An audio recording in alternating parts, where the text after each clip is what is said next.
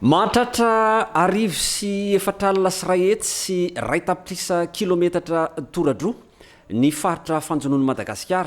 ary eninjato sy dimy arivo kilometatra ny halavan'ny morontsiraka.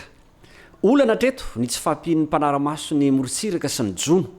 Ho fanatsarana sy ho fampiakarana ny letan'ireo mpanara-maso ny jono dia mpiofana misa 450 no hofanina mandritra ny enemana ary ho tohizana eny amin'ny ENMG sekolim-panofana ny mpitsara sy ny mpirakitra raha Antananarivo izany mialohan'ny fianianana atao.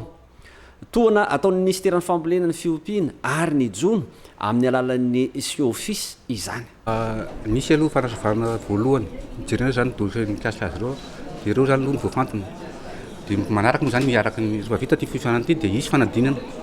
an-tsoratra sy fanadinana ara-batana arak'izay misy ara-tanjaka zany dia mila amin'izay mila mahafian'ilay izy zany zareo dia mila olona ihany koa zany asana inspecteur zany ny sarotra zany misy etika zany tena tsy ampy ary zay no isorako amin'ny ministera raha matodidika moa efa nyteny hoe ho ampiana satria raha izay nisy 80 ny inspecteur de pêche ao dia ampiana ilay dia ho ampiana tsikelikely dia efa miezaka mihitsy manao an'izay ary izay koa miara-miasa amin'ny mpanjono misy tetikasa iray koa apetraka hoe mametraka an'ilay comité de contrôle et de surveillance zany hoe ireo mpanjono ihany zany no manao auto-contrôle efa misy maromaro no hofanina ilay association mpanjono zany dia zareo no hofanina mifampifehy zany. Andraikitra miandro ireo mpiofana mpanara-maso ny jono anaty rano ireto ny fampanarahan-dalàna ireo mpisehatra amin'ity tontolon'ny jono ity. Raha ny hita tena hoe fandika an-dalàna matetika dia eo amin'ny fomba famokarana na hoe natao hoe pesy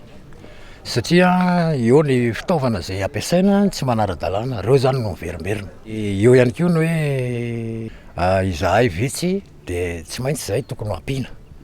satria le mpampiatra lalàna vitsy ary izay ny anton'izao fivanana izao ny ampitomboana isa an'ireo mpanara-maso ny harena anaty rano sy ny jono. Amin'ny fiarah-miasa amin'ny banky iraisam-pirenena ny ministeran'ny fambolena ny fiompiana ary ny jono miaraka amin'ny tetikasa SIOFIS dia nanendry faritra telo tena atao laharam-pahamena na ny ZUP dia Melaky, Diana ary Analanjorofo.